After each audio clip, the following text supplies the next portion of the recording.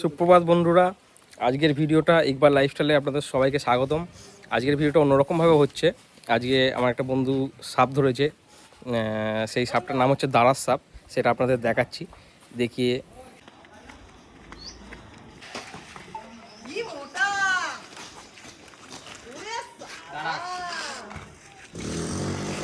এই সাপটা আজকে আমি ধরেছে, দেখো এটা কি সাপ।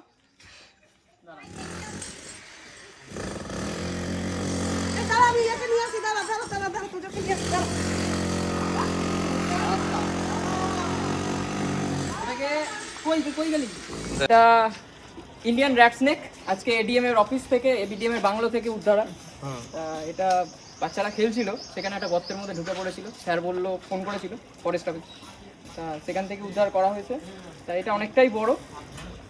তা তারপরে এটাকে নিয়ে এলাম, কোনো বিষ নেই কিন্তু কামড়ায় প্রচণ্ড হারে।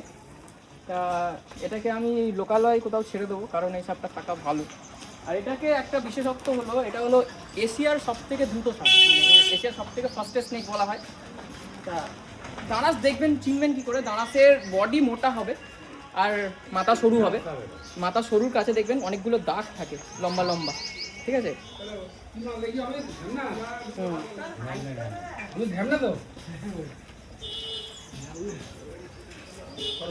ক্যাপচার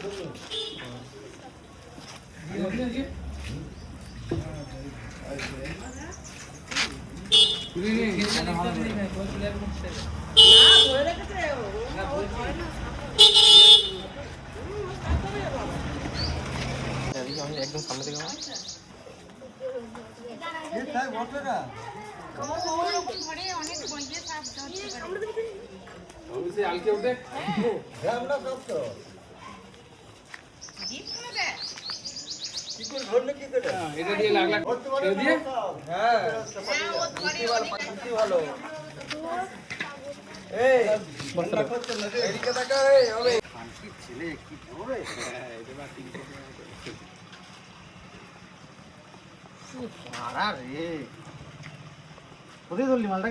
আরে এডিএম এর অফিসে ঢুকে ওর বাচ্চা কাচ্চাগুলো খেলছিল, খেলতে গিয়ে ওটাই ঘুরে বেড়ায় ওখানে। আজকে স্যারের চোখে পড়ে গেছে, ওখানকার পুলিশগুলো বলছে আজকে স্যারের চোখে, সার্কিট হাউসে মহসিন কলেজের সামনে, বলছে স্যারের চোখে আজকে পড়ে গেছে, তো ওই জন্য আজকে আমাদেরকে সরাতে হলো। নইলে ওদের নাকি স্যারের মেয়ে কাঁদছে, আবার এটা চলে যাচ্ছে বলে, জান কি বাচ্চা মেয়ে এইটুকু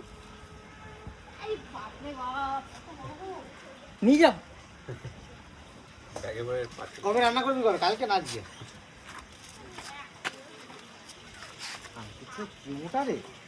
মালটা কিছু খেয়েছে, কামড়ায় কামড়ায় কিন্তু ছেড়ে দিচ্ছিস?